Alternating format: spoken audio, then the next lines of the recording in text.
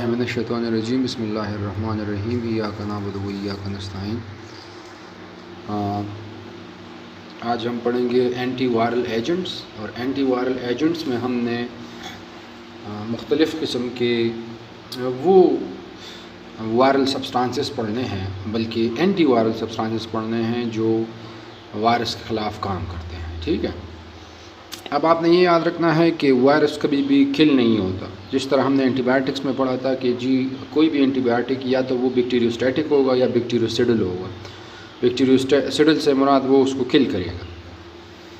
ठीक है, यहाँ पर जितने भी एंटी वायरल एजेंट्स हैं वो वायरस को किल नहीं करेंगे और वायरस को सिर्फ उसकी ग्रोथ को या उसकी रिप्लिकेशन प्रोसेस को स्लो डाउन करेंगे।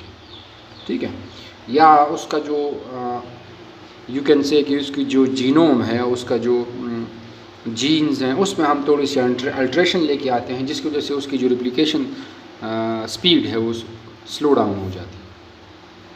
ठीक है, एक बात आपने ये भी याद रखना है कि जितने भी एंटीवायरल एजेंट्स हैं वो आप ना बैक्टीरिया के ख़िलाफ़ इस्तेमाल कर सकते हैं, ना फंजाई के ख़िलाफ़ इस्तेमाल कर सकते हैं। जितने भी एंटी फंगल हैं वो आप बैक्टीरिया के ख़िलाफ़ इस्तेमाल कर सकते हैं, ना वायरस के ख़िलाफ़ इस्तेमाल।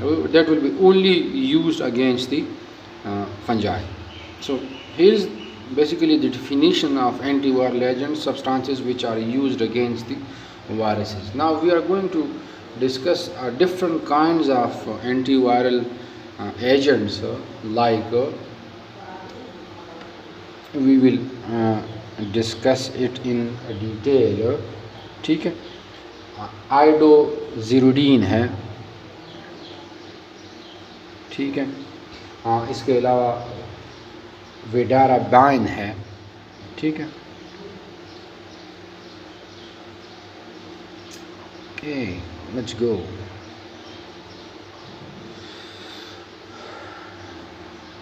रिबाविरीन है। ठीक है, रिबाविरीन। ठीक है, इसके अलावा एसाइक्लोविर है। ठीक है, इसको हम बारी बारी पढ़ते हैं। ठीक है, जेंसिक्लोविर है। जेंसिक्लोविर। ठीक है जी, इसके अलावा एजिडोथाइमिडीन है।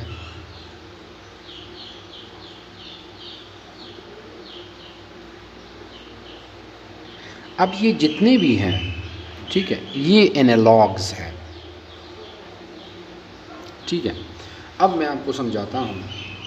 नॉर्मली होता ये है कि जो वायरस है वो क्या करता है जी, वो रिप्लिकेशन करता है। ठीक है, अपने डीएनए की क्या बनाता है जी, अपने डीएनए की कॉपी बनाता है बाय यूजिंग होस्ट मशीनरी।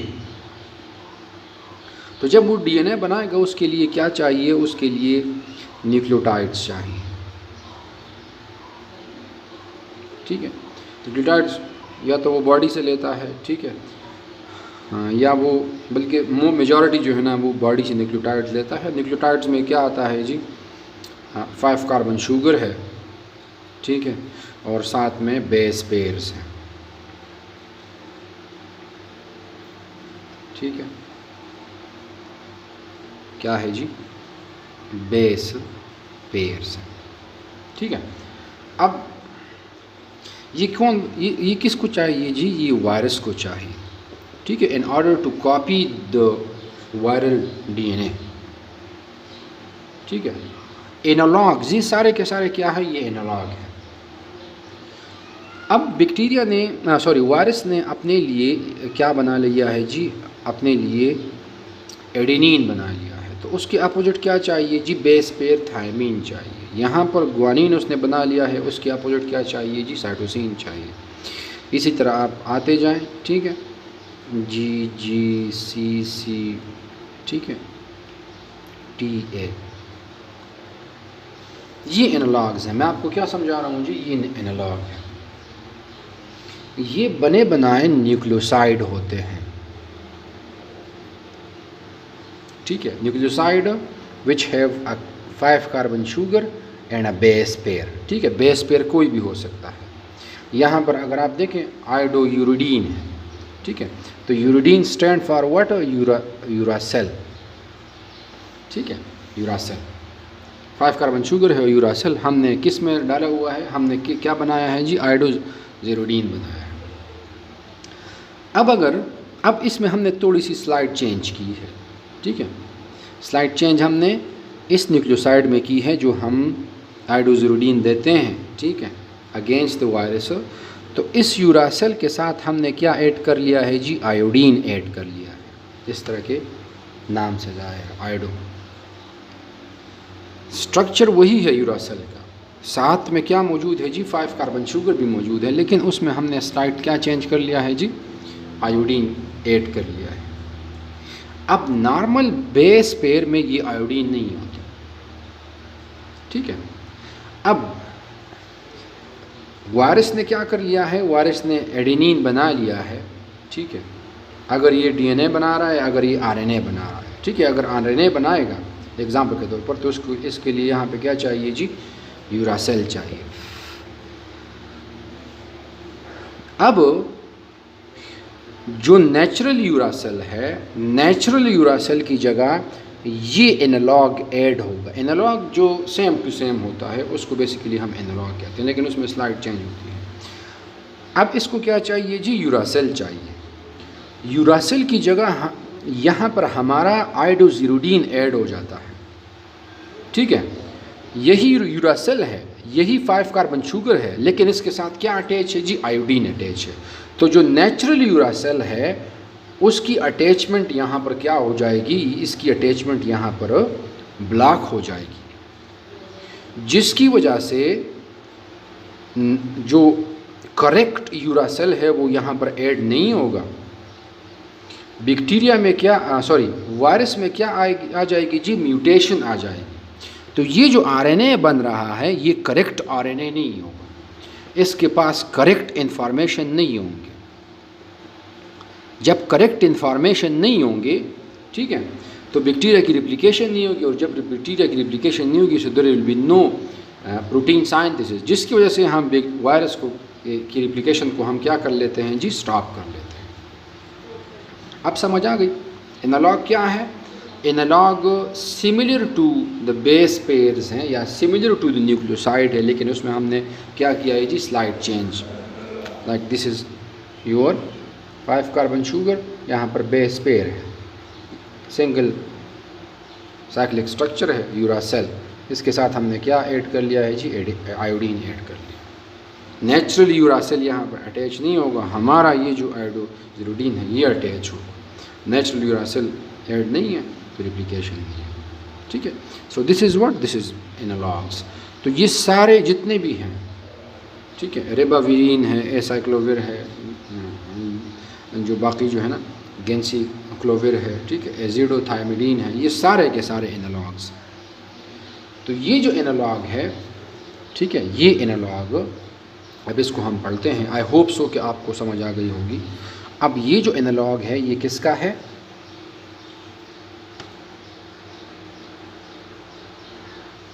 ठीक है, गेंसिक्लोविर, ठीक है, एजिडोथायमिडीन। अब ये जो आयोडोजिरुडीन है, ठीक है, आयोडोजिरुडीन है, ये एनालॉग है थायमीन का, क्योंकि ये अटैच होता है थायमीन के अपोजिट साइड पर। और ये ख़ुद क्या है? ये यूरासेल है, ख़ुद यूरासेल है, ठीक है, which with a slide change, ठीक है।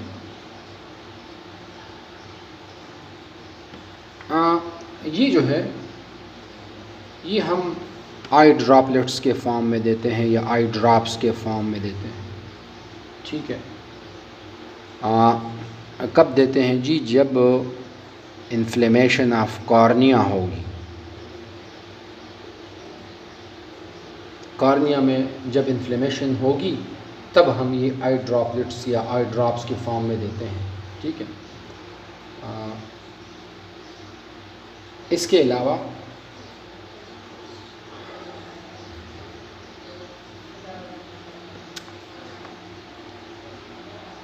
अगर हम देखें, ठीक है, तो ये हर्पीज़ वायरस के ख़िलाफ़ इफ़ेक्टिव है। ये जो इन्फ्लेमेशन है ना, कॉर्निया में जो इन्फ्लेमेशन काज होती है, ये हर्पीज़ वायरस की वजह से, ठीक है।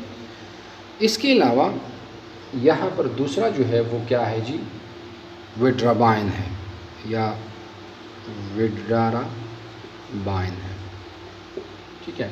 विड्राबाइन जो है वो एडेनिन एनालॉग है। एडेनिन के अपोजिट क्या ऐड होता है जी, एडेनिन के अपोजिट थायमीन अटैच होगा, ठीक है। तो ये बेसिकली थायमीन की तरह का एक न्यूक्लियोसाइड है, ठीक है। ब्रेन इन्फ्लेमेशन जब होती है, ठीक है, इसको हम इंसेफालाइटिस कहते हैं, इंसेफालाइटिस, ठीक है, तब हम ये लेते हैं, ठीक है। और ये किससे काज होता है जी,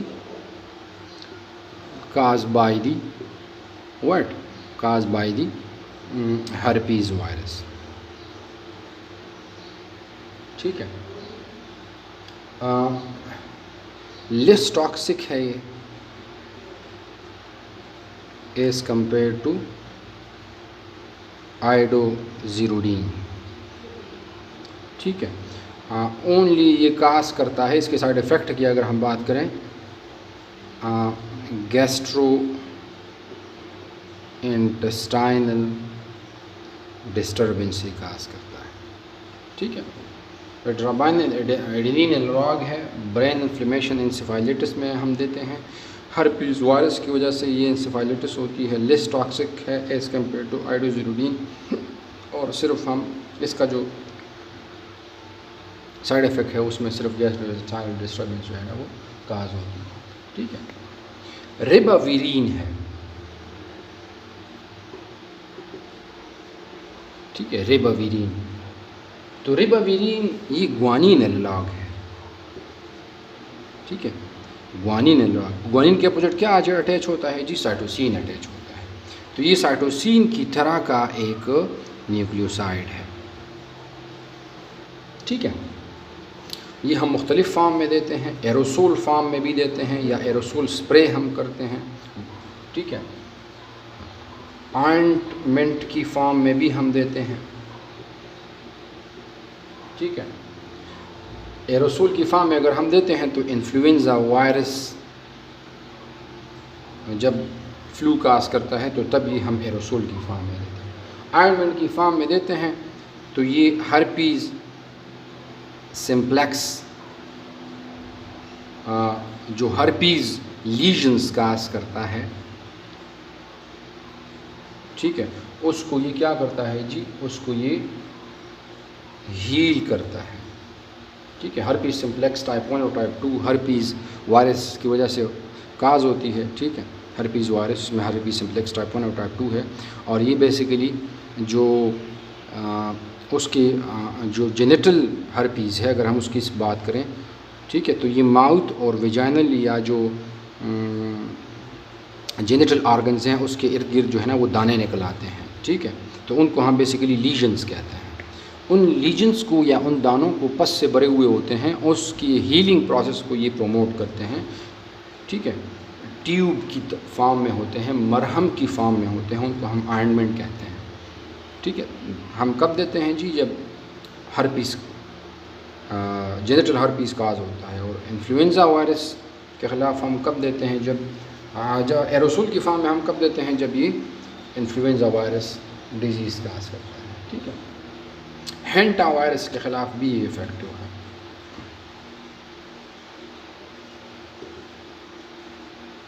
ठीक है। इसके अलावा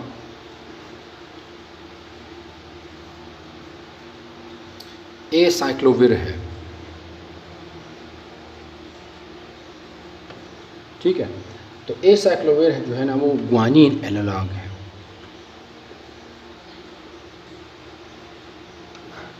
ठीक है, ग्वानिन एनालॉग, ठीक है। दो फॉर्म में देते हैं, ठीक है।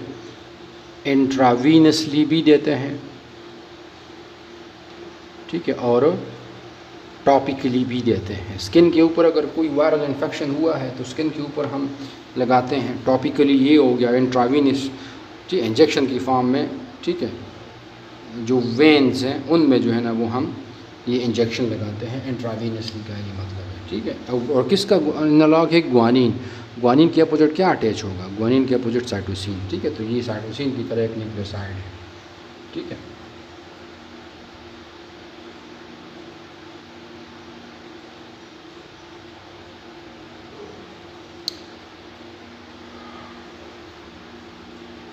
इसके अलावा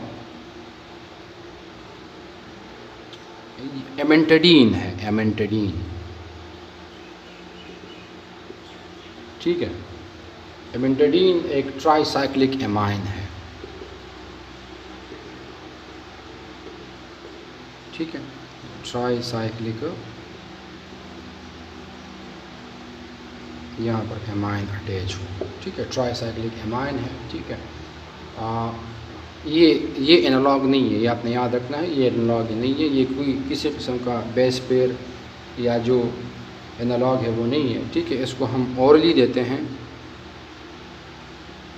ठीक है। और इसके साइड इफ़ेक्ट्स में इंसोमिया है, ठीक है। और दूसरा जो है ना वो क्या है जी? एटैक्सिया है, ठीक है। Ataxia uncoordinated movement of body, ये एटैक्सिया है, ठीक है। So this is all about your antiviral agents. एक चीज़ आपने याद रखना ये है कि इसमें इंटरफेरॉन हम थोड़ा सा मैं आपको ओरली बता देता हूँ कि आपने ख़ुद उसको जो है ना वो फिर सर्च करना है। इंटरफेरॉन बेसिकली ऐसे केमिकल सब्सटेंसेस है, ये से फॉर एग्ज़ाम्पल ह्यूमन सेल्स हैं, ये इन्फेक्टेड हो गया है वायरस से और ये नॉन इन्फेक्टेड है अभी। तो जब भी एक सेल वायरस से इन्फेक्ट होता है ना तो एक किस्म के प्रोटीन जो है ना वो रिलीज़ करता है, उसको हम क्या कहते हैं? इंटरफेरॉन। ये एक सिग्नल होता है किसके लिए? जो नॉन इन्फेक्टेड सेल्स हैं या हेल्थी सेल्स हैं उनके लिए, कि जी आप अपने अंदर जो डिफेंस सिस्टम है उसको आप बूस्ट करें, क्योंकि मैं इन्फेक्ट हो गया और नेक्स्ट टारगेट आप कौन है जी? आप लोग हैं। तो ये नेचुरली पैदा होता है जब एक सेल इन्फेक्टेड हो जाता है वायरस से, इंटरफेरॉन रिलीज़ होते हैं, ये नेबरिंग सेल्स को इन्फॉर्म करते हैं। इंटरफेरॉन हम बने बनाए जो वायरल पेशेंट है उसको देते हैं, ठीक है। तो उसका जो अपना इंटरफेरॉन है वो और प्लस जो हमने दिए हैं वो कंबाइनली बाकी जितने भी हेल्थी सेल्स हैं उनको इन्फॉर्म करने में क्या करते हैं जी? उसको स्पीड इन्फॉर्म करने का जो प्रोसेस है उसको हम क्या किया जाता है जी? उसको स्पीड अप किया जाता है। समझ आ रही है? मैं ये कह रहा हूँ कि इंटरफेरॉन हम बने बनाए, एक नेचुरली पैदा होते हैं, एक बने बनाए हम बनाते हैं और देते हैं। क्या करते हैं? ये नेबरिंग सेल्स को जो नॉन इन्फेक्टेड हैं, ठीक है, उनको ये इन्फॉर्म करते हैं, ठीक है। तो जो हमारा जो इमरजेंसी कॉल कह लें या जो इंफॉर्मेशन टू अदर सेल्स हैं वो प्रोसेस क्या हो जाता है जी? वो स्पीड अप हो जाता है, ठीक है। आपने उसको एक दफ़ा देखना है इंटरफेरॉन को, फिर इंशाल्लाह क्लास में अगर फिर आप लोगों का कोई क्वेश्चन हो या स्पेसिफ़िकली इस टॉपिक से रिलेटेड कोई क्वेश्चन हो, ठीक है, तो आप नीचे कमेंट सेक्शन में बता सकते हैं, ठीक। Thank you. अल्लाह हाफ़िज़।